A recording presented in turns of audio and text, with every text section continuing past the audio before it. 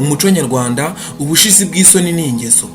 Niyo mpamvu uzasanga abanyarwanda bita abana babo Musoni cyangwa Mukamusoni ngo wenda izina ryaba muntu. Hari ubwo ugenderera umuntu saa sita ugatungurwa usanze ari marya, yaguha karibu uti ndahaze, nawe akakwinginga bya nyirarubeshwa, nawe ati reka nkore mutagira ngo ndagusuzuguye, kandi nyamara inzara irimo ibagamara, wenda hari wanarariye inyama zo mu nda. Utabyumva nabi, nshatse kuvuga inyama zo mu nda yawe, waba uraye muri make, ukemera gupfira ifiyeri gutambikwa ikamba ry'umuzirasoni, umushizi w'isoni. Nkisomeye inkuru y'umusore w'amasoni ujya kureshya bwa mbere, nahise nibuka aya magambo ngo hari n'abantu bagira isoni kugeza ubwo bakwemera kurya uburozi, nyamara babimenye ko ari uburozi. Uti byagenze gute? Iyi nkuru y'ubuzima ni ya 29 kuri Red Live, naho njye ubabwira ndi Nahimana Dieudonne. Twongeye kubasuhuza abakunzi ba Red Live, ndetse naho twumvise bwa mbere tuguhaye ikaze mu biganiro byacu, tunakuburira ngo ukore subscribe na notification utazacikwa n'ibikurikira. Rimwe umusore yahuriye n'umukobwa mu birori. Yari umukobwa w'uburanga buhebuje bumwe burangaza, kandi akaba umukobwa w'umutima n'urugwiro. Abahungu bose bari muri ibyo birori bari bamurangariye, abandi bakarenzaho bamubaza akanimero ka WhatsApp, n'abifuza kwegerana nawe kuko yari afite uburanga bukurura bose. Nyamara wa musore we kubera ubwoba no kwitinya yitwaye nkaho nta cyabaye, akomeza kwituriza aho yari yicaye. Nta n'umuntu n'umwe wamwitayeho mu bari aho mu birori. Gusa ibirori birangiye, umusore yishyizemo akanyabugabo, yegera umukobwa maze amusaba ko bazasangira agakawa. Umukobwa we byahise bimutangaza, gusa kubera kubaha aramwemerera. Ubwo igihe cyarageze bahurira aho bafatira agakawa. Mu gihe bari bicaranye basangira, umusore ubwoba bwari bwamumaze, avuga ibiterekeranye ubundi n'amagambo akabura burundu, ku buryo byageze aho umukobwa yumva arambiwe kandi abangamiwe, anatekereza kumutaha atanamwiseguyeho ngo wenda ko agiye ku mpamvu zimutunguye. Ubundi akisubirira mu rugo kuko yari yamurambiye. Atarahaguruka akibitekerezaho, ibintu byaje guhubuka ubwo umusore yasabaga umuseriveri kumuzanira umunyu ngo awushyire mu gakawa ke. Buri wese wamwumvise mu bari aho yaramwitegereje cyane, bati nk'uwo kweri akomoka he bashyira umunyu mu ikawa?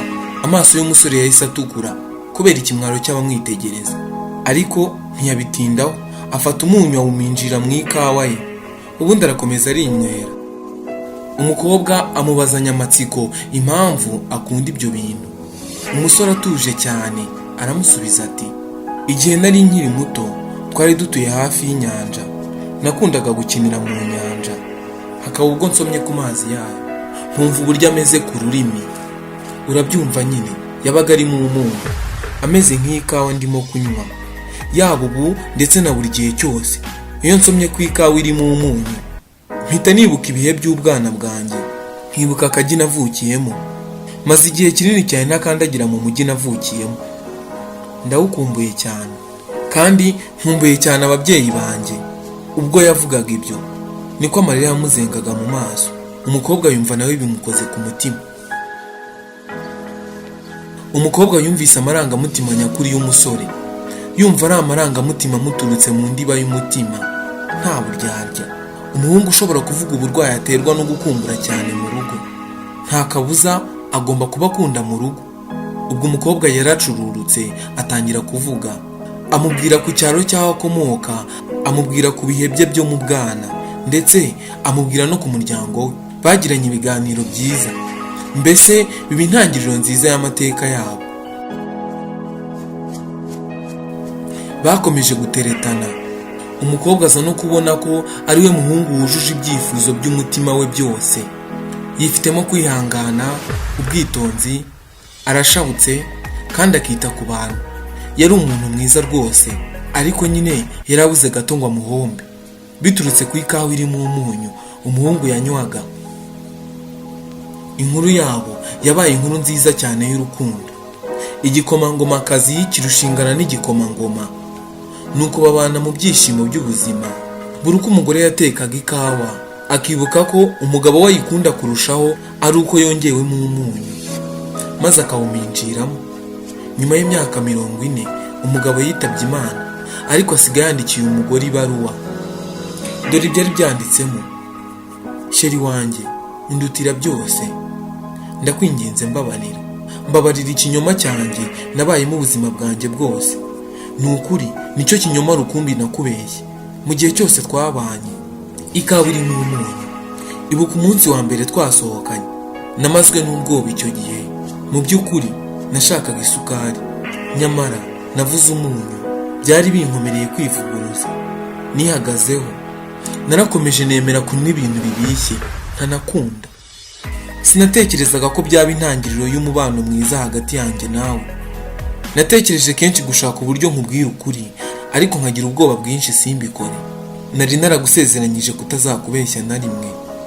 Gusa ubu ndimo ndasamba, nta bwoba nkifite bwo kukubwira ukuri. Sinkunda na gati ikawa iri mu munyu, irabiha cyane, ariko nemeye kujya mfata ikawa iri mu munyu mu gihe cyose twamaranye, kuko nakumenye nta na kimwe nicuza ku byo nakoze kubera wowe. Kubana nawe nibyo byishimo biruta ibindi mu buzima bwanjye bwose. Ngize amahirwe yo kongera kubaho, nakomeza gushaka kukumenya no kukugira ubuzima bwanjye bwose, nubwo byaba bikinsaba kunywa ikawa iri mu munyu. Ibaruwa uko yakabaye yatohejwe n'amarira y'umugore. Mu minsi yakurikiyeho nawe akajya afata igihe agasoma ku ikawa iri mu munyu, yibuka umugabo we. Rimwe umuntu aza kumubaza uko ikawa iri mu munyu imera, nawe aramusubiza ati iraryohera. Urukundo si ukwibagirwa, ahubwo ni ukubabarira. Si ukureba, ahubwo ni ugusobanukirwa. Si ukumva, ahubwo ni ugutega amatwi. Si ukwikubita ukagenda, ahubwo ni ukwihangana gato ugategereza. No mu buzima busanzwe mu kureshya, abantu bagira amaturufu abarengera kugeza bageze ku cyo bashaka, ariko tujye twibuka kureba kure. Dukoresha iturufu itazatugaruka hazaza. Niba iyi nkuru wayikunze, isangiza abandi, ubunguriza inama. Niba kandi ushaka kuba uwa mbere mu kubona inkuru ikurikira, inkuru y'ubuzima ya 30, kora subscribe na notification nimba utarabikora. Mukomeze kugubwa neza, turabakunda cyane. Iyi ni Red Life YouTube channel. Njyewe nitwa Nahimana Dieudonne. Shimire Niyonshuti Eli uba wateguye ibi byose mbagejejeho na Leon Fidel. Murakoze cyane, mugumane natwe, muzabona byinshi birenze.